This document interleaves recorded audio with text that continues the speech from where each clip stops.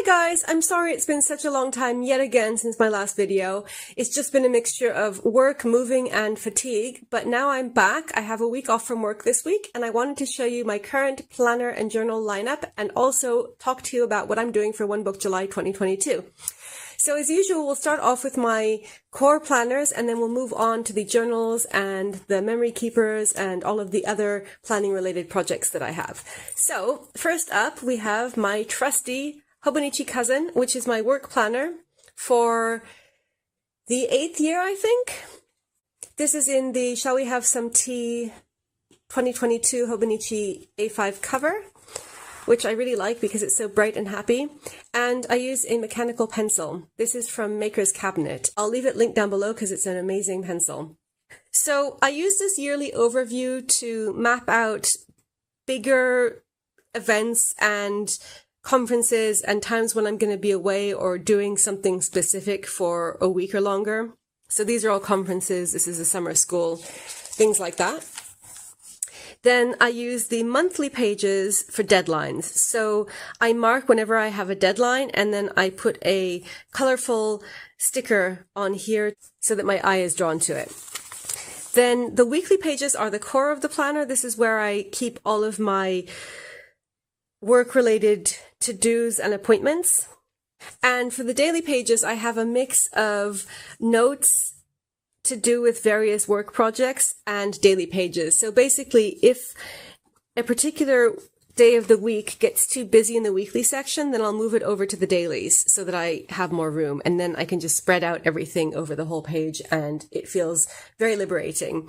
So that is in short how I'm using my cousin. It hasn't really changed a lot, but I'll do a more detailed walkthrough of it in a separate video. And then I have my non-work planner. So this is basically for everything else that's not work related. So my core system is essentially 2 planners. Even though you're going to see a ton of different planners and journals in this video, just keep in mind that I use them all for much more specific things, not necessarily planning. And really, when I think of my planners, it's just these 2 basically. These are the only ones I need to be able to function. So this is an undated Rhodia A5 planner, and this is what it looks like when it's more or less empty, except that I've put all of these stickers in. So I set it up with the Gregorian calendar dates and the dates on the Jewish calendar, all with stickers for the entire year.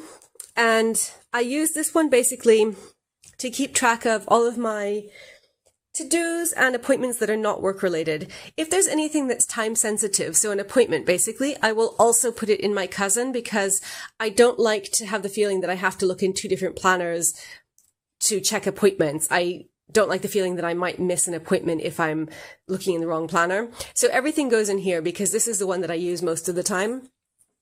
But I use stickers in this planner, and so I like to be able to take advantage of all of the cool stickers that I have marking events. So, for example, we have to take our dog for a cortisol test tomorrow morning. So I put that in there. Also, I have this week off from work, so I'm not looking at my work planner. Because even though I love it, it's kind of disgusting to me at the moment because it reminds me of work and I'm just really worn out and exhausted from work. But mostly it's to-dos, and then I keep track of other things like TV shows that I want to watch. This is projects that I want to do on my week off. And then other various to-dos that have to be done over the course of the week, but that aren't necessarily confined to a specific day. So this is my planner where I just get to have lots of fun using stickers and washi and making it look really pretty. Next year, I have grand ambitions. I want to move into a B5 Scribbles That Matter dot grid bullet planner, which I would like to show you in a separate video because I've already ordered it and it looks beautiful, and I think I'll be able to fit in a lot more stuff in there. So I am eagerly awaiting the end of March 2023, which is when this planner ends, because I started at the same time as the Spring Cousin, and that's quite nice because it means that both of my core planners start at the same time of the year. But it also means that I have to wait a long time before I can move into the new Scribbles That Matter bullet planner, so that kind of sucks. I've also done some other things like start a TV show tracker here. And that's one of the things that I think will be easier when I've moved into the B5 size, because that will give me a lot more room. And then I have other stuff like a vision board at the back. This is for the whole year. So likewise, I think once I move into the B5, I'll have a lot more room for stuff like this. But basically the theme is happy, bright, colorful, lots of stickers, everything really jolly and sunny and rainbetical. And that is my personal planner. Then we have a notebook, which is kind of on the cusp between planner and notebook, I would say. So this isn't really part of my core planning system as I would consider it to be, but I do use this most days. So this is just a Lifestream B6 Plus notebook, which is completely undated. It's just a familiar dot grid notebook, numbered pages. And I actually got this in the swag bag from Southwest PlannerCon 2022, which I was unable to go to because I was sick. But they kindly sent me all of the goodies. And so I decided to use this for my daily planner. So daily planners have quite a long history in my lineup. They have gone through various iterations from dated to undated to notebooks to happy planner sheets to all kinds of different things. But I have found that the thing that seems to work best for me is just to have a plain undated notebook, ideally with numbered pages, where I can just make a chronological to-do list. And that way, I just list everything out in the order that I have to do it, no matter whether it's work or personal, or if it's routines and, basic things like brushing my teeth and other kind of household tasks, or whether it's something specific to the day. If I just want to have a big list and all I have to look at is that list to get me focused, then this is what it's for. So I don't necessarily use this every day, but sometimes I just start feeling overwhelmed and I think, okay, I just need to make a list. Even if I have everything written in these two planners, I just sit down and write a list of everything that I have to do in the coming, let's say, hour or 2 hours. And that makes me feel much less scattered. So I guess it's kind of like a brain download or a dirty planner, but it works really well because then I can just go do the things, tick off the boxes and move on to something else. And usually by that time, I can just go back to working in my two core planners, and I don't need this anymore for a while. So this is why it's good that it's undated, because for a while I tried using an A5 5-year Techo as my daily planner, and it started to become a stress of its own because I would worry if I hadn't filled it in for the day or if the day was too empty, and I would kind of try to fill in both sides of the day, and it just was causing even more anxiety than not having a daily planner. So I decided that dated daily planners are not the way forward for me, and this is much better and I love it. So I've been using this for about a month and a half now, and I just leave a blank line between each day. So that's all it is. This is one day, this is one day, etc. And I'll just mark the beginning of a new month so that I can keep a vague idea of how long it takes me to get through this. And then when it finishes, I'll move on to another one. I might switch sizes, but I think I'm going to keep with this B6 Plus size because I feel like it's just the happy medium between something that's too small, like an A6, which I have used before as a daily planner, and I feel like that can get too cramped, and an A5 where I would probably feel compelled to make 2 columns per page. And I really prefer just to have 1 column per page so that my eye doesn't get distracted and I can just focus on the task at hand and know that when that's over, I can move on to the next page. So I think that B6 is just perfect for this. And I really like having this as part of my lineup, but because it's undated, it doesn't stress me out if I don't use it for a couple of days. That just means that I didn't need it. Now we're moving on to the memory keeper section of my lineup. So this is an A5 Lifestream planner, which looks like this on the inside. And I used one of these last year. So I've been doing memory keeping for the last 2 years. In 2020, I used an Erin Condren large softbound planner. And last year I used one of these. So I decided to carry on with it this year. And basically I just choose one thing per day and decorate it and write it in using stickers. So there's no actual handwriting in this planner. It's all stickers, which I really like. So that's the aesthetic of this planner. Lots of washi. And I was doing really well with it up until mid-April, and I'm not sure what happened then, but I fell off the wagon and I haven't been able to update it since. I think it's something to do with the same stress, post-COVID, fibromyalgia, too much work, moving, etc. So what I'm hoping to do is to be able to catch up with it in this week off, because I really don't want to give up on it. I'd like to see it through until the end of the year and then do a new one next year. So wish me luck with that endeavor. And then we have my other memory keeper, which is, the Fat Hobo. So this will be familiar to some of you. I've made update videos about this before. And this is an A5 5-year techo, which is now in its 4th year out of 5. And so you can see that it's getting pretty lumpy and it's evening out, because for the first few years, it was like quite thick on top and then it got skinny at the bottom. But now it's only skinny in year 5 because half of year 4 is stickerated as well. And sometimes I have gone ahead and stickerated year 5 too, if I was so inclined. So this one is easier to keep up with. I have just managed to get up to the present today. I got a little bit behind with this one too, but basically I just stickerate it however I feel like. There's no rhyme or reason. I just like to make lots of pretty patterns and combinations. So I put washi in and then stickers, and then I write in a couple of things that happened that day if I'm backfilling, or if I am in such a lucky position as to be caught up and to be planning ahead, then I write in my plans for the next week. Just a couple of things per day, 1 or 2 highlights or things that I think are going to be the main focus of that day, because obviously most of the space is filled up by stickers. So I really like the Fat Hobo, and I am determined to carry on and finish the next year and a half. And then when I put this on the shelf, then I think that my only memory keeper will be this annual one, which I hope to continue doing. So that is the Fat Hobo. And I would just like to show you for comparison this A5 5-year techo, which is its skinny twin. So these both started off life looking the same, but obviously this one has like 10 kilos of stickers in it now. And this one is just pen and paper. So this is the one that I started off using as a daily planner at the beginning of this year, because I really liked the idea of having a skinny hobo as opposed to my fat hobo, but it has just been harder to find a good permanent use for it. So let me show you how I'm using that now.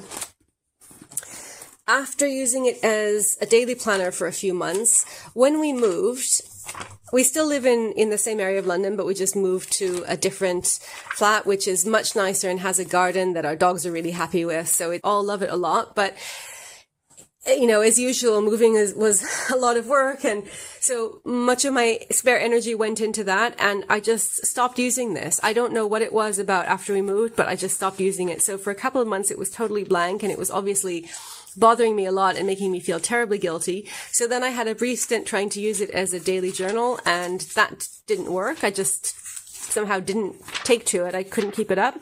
And then I found what I think is its niche. Just around a week ago, I started using it as a pen tester.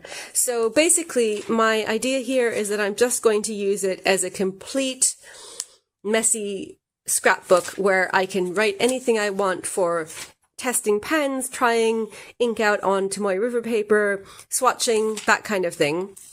And I don't care how messy it looks, because no matter what happens, I'm never going to be able to use this for something pristine and perfect, because the first 5 months are taken up by daily plans, and then there's a blank bit, and then, you know, there was the brief experiment in journaling. So I think it's already kind of ruined from that perspective, and so I might as well just enjoy it.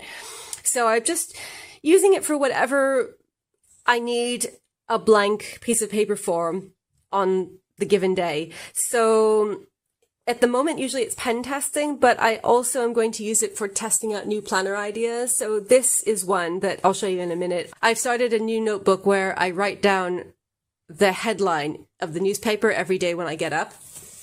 So I was just testing that out in it. And basically, it's just going to be a free-for-all, and I'll have it for 5 years. And so I'll know that for the next 5 years, if I ever need some blank paper that I don't have to worry about making a mess on, it's going to be in this book. So I quite like that. Now we get to OneBook July. So I was thinking, as usual, before OneBook July started, what am I going to do this year? I don't want to do the classic challenge where you just go into one book, because I really like my 2-core planner system, and I like having all of my various notebooks, and I really just was kind of at a loss until all of a sudden, like a bolt of lightning, it struck me. Morning pages. So I've been feeling sad for a while because I haven't had a regular journal. You might have noticed that there hasn't been a journal in this lineup so far. And I did journaling quite consistently in 2019 and 2020 in an A6 English Hobonichi, and I enjoyed that, but I felt like I wasn't using the monthlies, and I felt some pressure to write something in them, and that kind of took away from the enjoyment. And so then I tried writing in an undated stylogy, an A6, and somehow that didn't work. And I tried a couple of other things, like the skinny hobo, as I mentioned, that just didn't really stick. So I thought, okay, for my OneBook July challenge this year, I am going to do morning pages. So 3 pages of stream of consciousness writing in one go. Now, the obvious problem with that is that I am not a morning person. I'm like the world's most extreme night owl. So I've tried it in the past, and doing anything in the morning is just not going to happen. Even if it's journaling or something else that I love doing, it's a huge struggle to get out of bed before like noon at the earliest. So I thought, okay, I'll switch it up a bit. I won't do morning pages. So I renamed them happy pages, and I do them in the afternoon or at night. So my immediate inspiration for starting this was the fact that this beautiful Amy Tangerine Archer and Olive collab notebook had just arrived, and this is an A5 dot grid notebook. So it's undated, and it's very inviting for writing with fountain pen, and I had never actually used an Archer and Olive notebook for writing in because I don't like, or I thought I didn't like, thick paper. But I love Amy Tangerine so much, and I just absolutely find this design beautiful. And it reminded me of the 2020 Amy Tangerine Archer and Olive collab weekly planner that I used as a pretty planner. And I loved that planner. It had a very similar design on the cover, and I used it for the whole year. And I didn't write on the paper, I just wrote on stickers. So I had never like kind of tested out the paper, although I knew that it's very good for writing with fountain pen. So I thought I'm going to give this a go because I've ordered it, and I just ordered it because I love the design. And then I thought I'm going to use this planner and not just have it sit on the shelf. So I thought, okay, this is going to be a proper challenge because writing 3 pages a day seemed a bit overwhelming. 3 pages of A5. I think that the original morning pages from The Artist's Way is actually more like 3 pages of A4. Anyway, I thought what I'm going to do is 3 pages of A5, and I'm going to make it fun by using a different color pen every day. So I decided to write a list of each date. I didn't want to write each date on the actual entry because I thought that would make it look messy, and I just wanted to have the unadulterated flow of writing pages without worrying about dating it. And so I decided to make a list here in the front. So at a different time, before I start journaling, I'll write down the date in the color that I'm using, and I'll write what pen it is. So this has also been really invigorating because I have a lot of fountain pens, and up until now I'd kind of been using 1 pen per notebook or 1 pen per planner. And so basically I had a lot of fountain pens that were going unused. And that also made me feel sad, you know, because I've acquired all these beautiful fountain pens over the past years and I just wasn't using a lot of them. So I filled them all with different colors of ink so that I have a beautiful rainbetical spread here. And then I decided that I'll keep them in this pencil case, and each day I'll get out a different one, and that will be the ink of the day. So that is how I've been doing it, and it has been a lot of fun. So far I've managed to keep up with it. Today is July 12th. So it's been 2 weeks because I started on Wednesday the 29th of June, just because when I got the idea I was so excited I wanted to start right away and not wait for the 1st of July. And so I'm definitely going to continue until the end of the month, which I think will take me up to around here, which is like halfway through the notebook. And then my goal is to continue on till the end of the notebook, writing 3 pages a day, at which point I will reassess and decide whether it's practical and I want to keep doing it, or maybe I'll cut down to 2 pages a day, or at the worst 1 page a day, because this has really got me back into journaling every day and I love it. And it seems to me that the only thing that really works is a combination between dated planners where I feel guilty if I miss a day, and completely undated planners where it's like, well, you know, write if you want, don't write if you don't want, because then I just end up not writing. So I think that what I need is something undated, but where I have a rule that I have to write every day. I think that that's kind of a happy medium. And I really like this format. So that is my OneBook July challenge, and that is the new entry to my planner and journal lineup. Now we have an old trusty a trusty old friend, the A6 5-year techo. So I have been writing in this for 4.5 years now, and I have never missed a day, and I'm really quite pleased with myself. So basically, I just have another half a year left, and then it will be done. And so in this, on the right-hand side, I write the 5 highlights of the day, and then on the left-hand side, I write the 6 things that I want to record for that day. So like basically the main things that I can remember that happened that day. And I use this as the source for what to put in my memory keeper. So basically when I go through the memory keeper, I have this with me as well, and I look through and decide what's the main highlight from that day that I want to mention. So this was when we had COVID, obviously. And then I just record 1 thing per day, sometimes 2 things, but mostly just 1 thing. So that is my nearly complete A6 5-year techo. And then we move on to a couple of new additions to my lineup. This one is a Rhodia Gold Book in Iris, and it has the cream paper, and it's really nice and very fundament friendly, 90 GSM. And so this is my new headlines planner. So like I said, this wasn't my idea. I got this idea from, I think from JashiiCorrin. I was watching a video about different ways to use up empty notebooks, because I have a lot of empty notebooks that I want to use up. And I thought that this was a great idea because it's basically just a way of keeping a journal of world events, but you don't have to decide yourself what you think is the most important thing to write down for that day. So basically what you do is every day when you wake up, or it doesn't have to be when you wake up, but in my case, I have taken to checking the news when I wake up, you know, just to see what terrible thing has happened today, because it just seems like every day some new crazy awful thing happens. So I thought, okay, why not turn that into something positive by giving me a chance to write in a planner first thing in the day? Because morning journaling certainly doesn't work for me. So basically, I just go to the front page of The Guardian, which is the newspaper that I read online, and I take the headline and write it down. And I've only been doing it for 2 days, but I think so far it already tells a bit of a story. And so I think that flicking through this years later will be really exciting, because I'll be able to see, you know, all the things that have happened that I might have forgotten about, or I won't have remembered exactly when they happened, and it will kind of tell a story. So I wish that I'd started doing this a few years ago, because, you know, imagine having a chronicle of, you know, every day the headline during the pandemic and all of the other, you know, awful and crazy stuff that has been happening. So at the beginning, I'm just going to keep an index where I note down how many pages 2022 takes, and then how many pages 2023 takes, and then I'll have an index per year, so I don't have to write the year in here as I go along. I put it here because this is when I started the journal, so I thought every new year I will make a little decorative spread. But then after that, I'm not going to write down the year in every entry, because that would be tedious, and I want this to be fun. So that is my headline planner.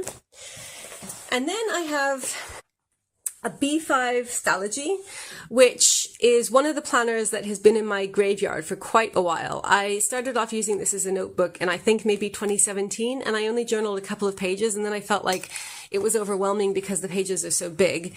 And I know it's kind of a psychological trick, because obviously if you write 3 pages of A5, I think that's around the same as 2 pages of B5, but I feel like from my experience, it takes quite a long time to fill this.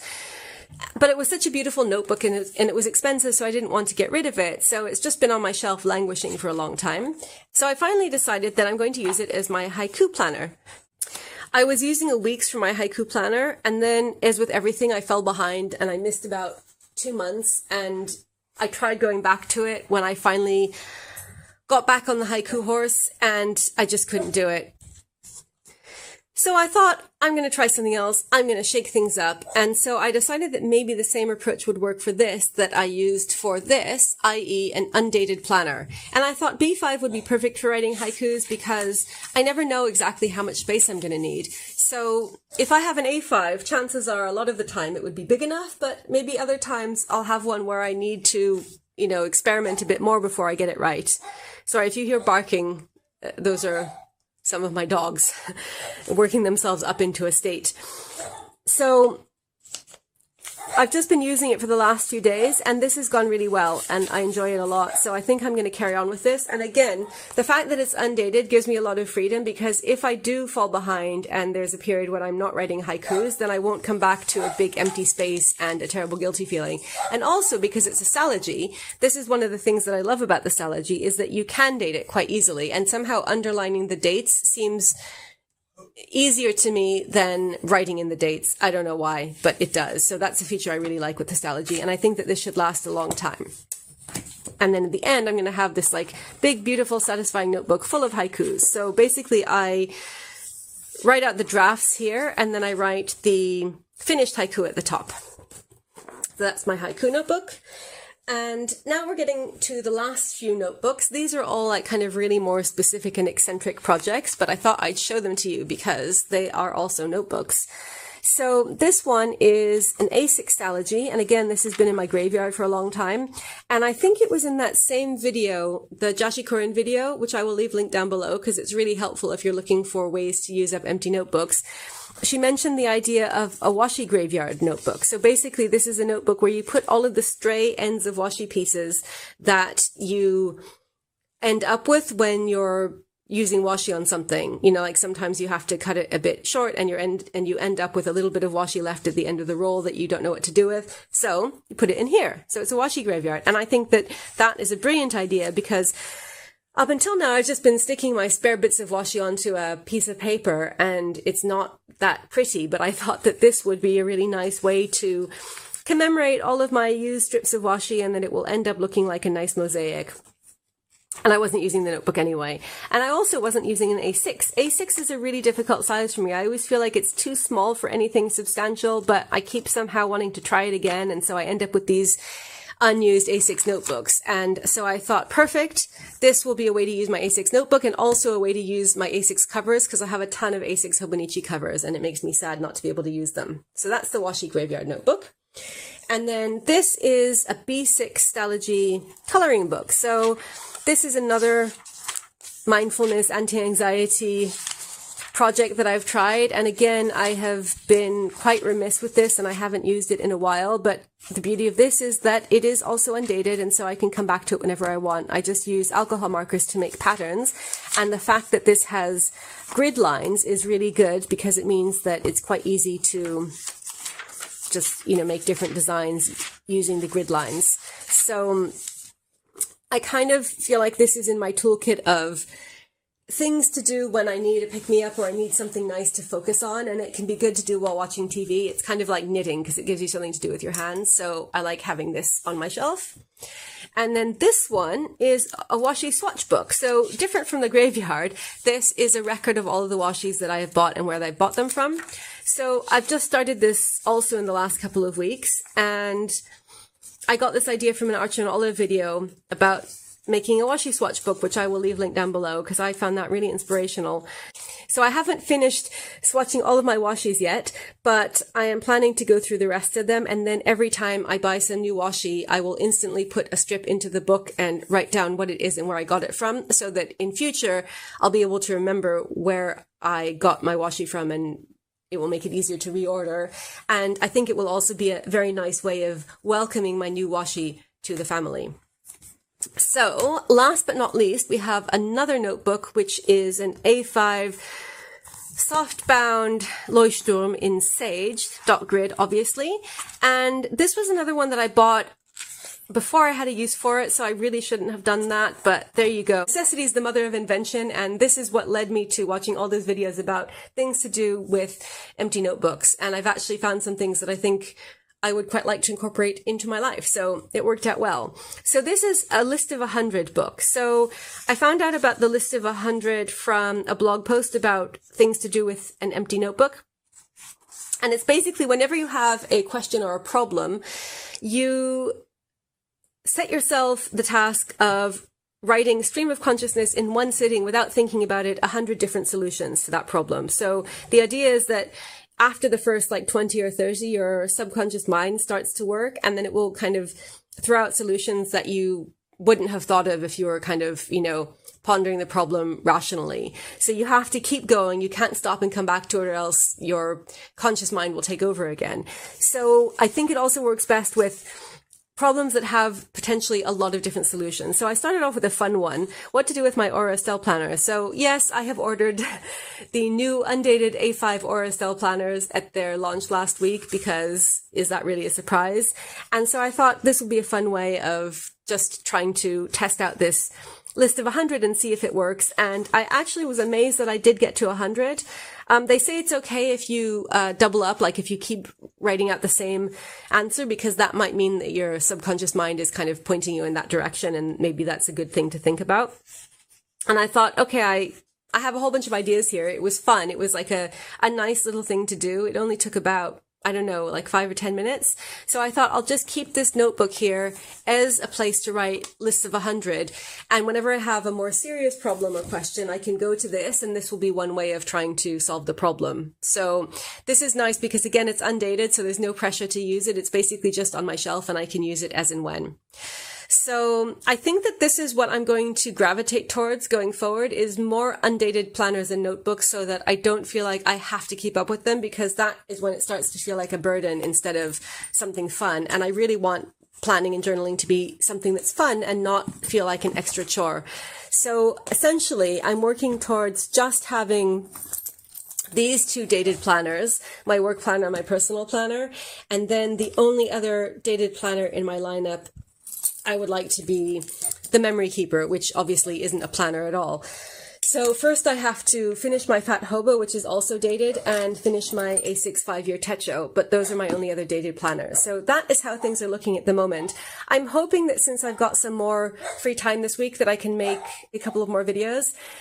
Thank you so much for your patience and for your kind messages. I'm really, really touched, and I've missed all of you, and I'm happy to be back. So as always, thank you so much for watching, and I'll be back again soon. Bye.